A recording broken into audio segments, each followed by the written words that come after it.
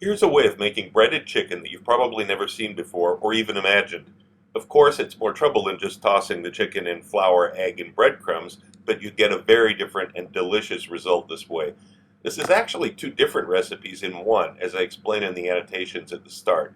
With one little modification, this becomes the ideal chicken strip to put on top of pasta dishes with a light, powdery coating that melts in your mouth.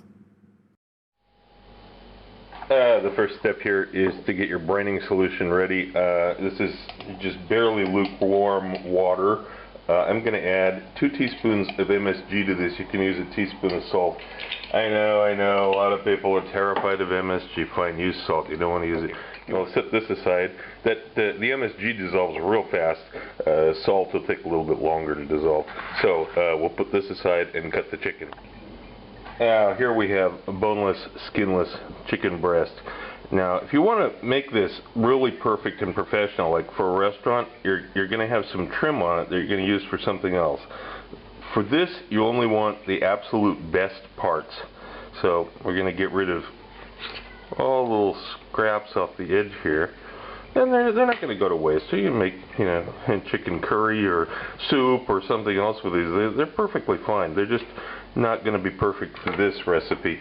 Then take the Jacquard device.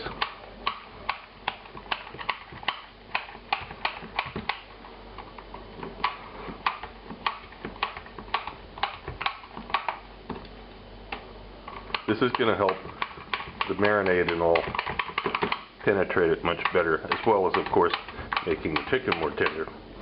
Okay, now we slice it on the diagonal like this into pieces. I'm only going to do about 7 ounces here, about 200 grams, just to show you. Obviously, you can scale this up however much you need. It's just a matter of multiplying everything out more. Okay, so here's our pieces of chicken.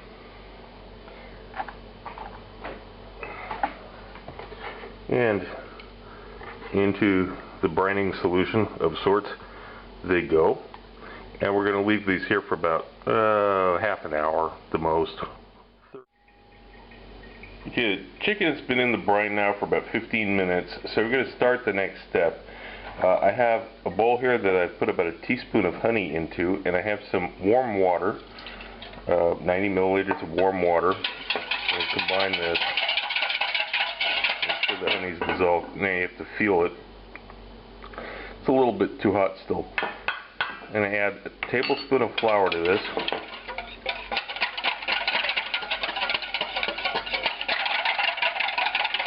Whisking this.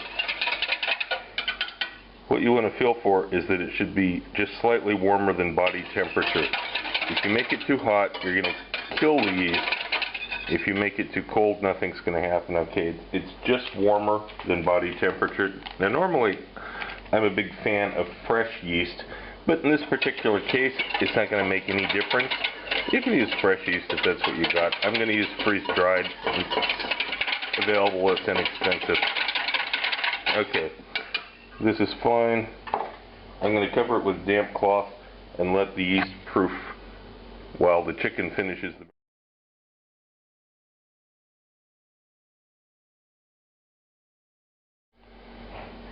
Okay, the brine time is up. I've got the chicken here and about 60 grams, about 2 ounces of flour. I'm going to shake off the brine a little bit off of each piece as I drop it into the flour. You don't want excess in there. Then when you've got all the pieces in, just kind of mix it around. You can use your fingers too. And then make sure that the chicken is all evenly coated. We're going to let this sit like this in just the flour on its own, the excess of flour on its own, for 2 or 3 minutes. Make sure that chicken is completely stuck to the flour. Now we add this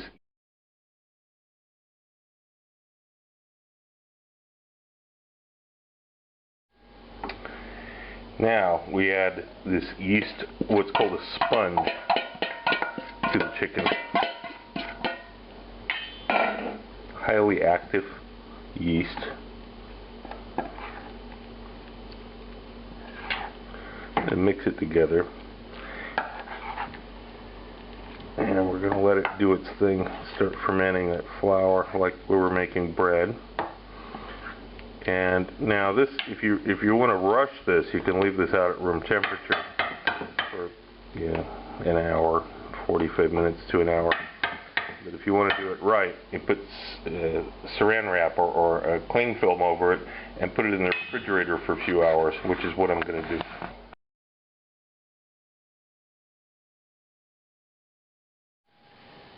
And when you get ready to actually make the chicken, we have to make the seasoned flour up with the thyme, rosemary, oregano, salt, brown sugar, paprika, turmeric, black peppercorns, and this little item here is called fuse coating. This is described in volume 3 of the cookbook. I can't go into it here. It's a clone of a proprietary commercial product. You have to cook it together and grind it down. It's way more complicated than I can explain now.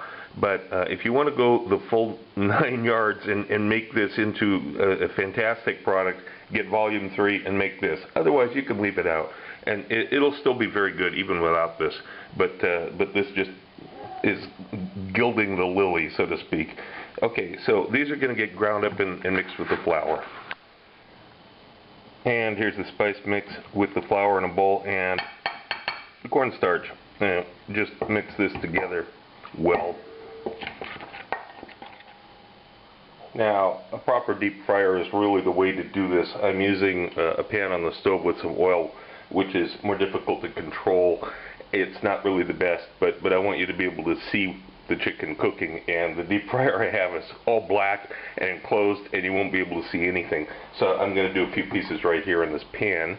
Also, I have set up here right after a wire rack over some paper towel over a plate so that when the chicken comes out I've got a place to dry it. It's best to actually put it on a rack rather than on the paper towel itself, because the paper towel quickly absorbs the oil that runs off and then it goes back up into the chicken and it makes it a little bit greasy. So you're really better off putting it on a wire rack. Okay, finally the oil is hot. This is what the chicken looks like now. It's breaded. It's really breaded. It's part of the bread. And we're going to pull it out like this. Now that's what I call breaded chicken. And the first piece is always the hardest one to get out. And quickly put it in the seasoning mix. Don't leave it laying in the seasoning mix. Okay? And then drop it into the hot oil. I'll show you it cooking in just a second. Get another one out here.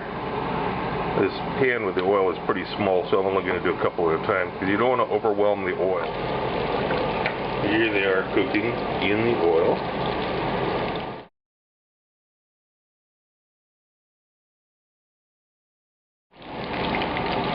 As these are cooking, you'll need to periodically flip them over to make sure that you don't have one surface up on the top there that's not getting cooked.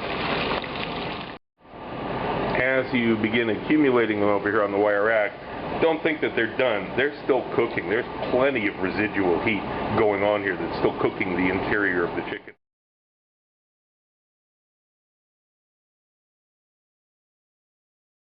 Okay, you got all your chicken done. Now you begin with the first pieces again. You give them a second cook for about 1 minute at a slightly higher oil temperature. And this will make sure that they stay crisp. And this is what you end up with. Listen to this. You can hear that. Perfectly cooked inside. The breading will stay stuck to the chicken pretty well too.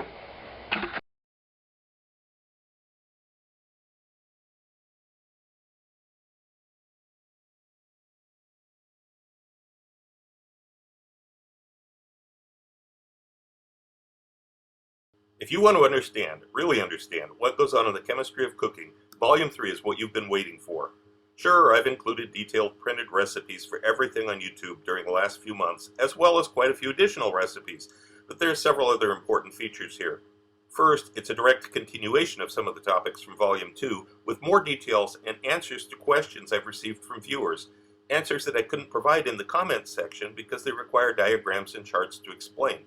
Second, this is the only book of its kind to provide a fundamental and scientifically accurate introduction to organoleptic chemistry. That's the molecular science of flavors and how they're developed in cooking with different methods of time, temperature, the combination of ingredients, the pH, and other factors that influence the outcome.